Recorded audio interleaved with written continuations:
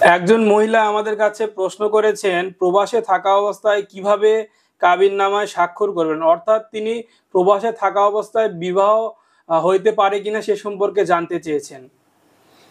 হ্যাঁ, এরকম অবস্থা আমরা চিরাচরিত জানতেছি এবং দেখতেছি, সমাজে এগুলো হচ্ছে। এখন ডিজিটাল যুগে মোবাইলের মাধ্যমে বিবাহ হয়, এটা সেটা অনেক কিছু। তো এখন এই প্রশ্নটা একটু ব্যতিক্রম ধর্মী। এখানে বলা হচ্ছে যে কিভাবে কাবিননামায় স্বাক্ষর হবে। তো কাবিননামায় স্বাক্ষর হবে এটা জানতে গেলে আমি এখন বুঝতেছি যে প্রবাসী থেকে বাংলাদেশে একটা মেয়েকে হয়তো বিবাহ করতেছেন। তো কাবিননামা এখান থেকে বাই পোস্টে পাঠিয়ে দিলেন, উনি স্বাক্ষর করে ছেড়ে দিলেন, বা সেটা হয়তো ভিডিওর মাধ্যমে দেখানো হচ্ছে। তারপরও এটাকে বৈধ বলা যাবে না, কেননা শুধু কাবিননামায় স্বাক্ষর করলে তো হবে না।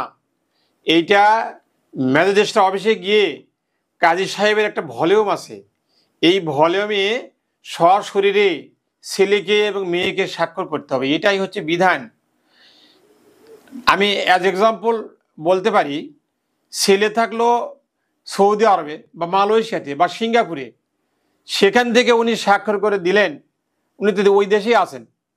আর এখানে মেয়ের গার্জেনরা সেটা স্বাক্ষরটা নিয়ে কাবিননামা মেনে নিল, কিন্তু এটা সম্পূর্ণ আইনগতভাবে বৈধ হবে না। এটাই আমার পরামর্শ, এটা করা ঠিক হবে না।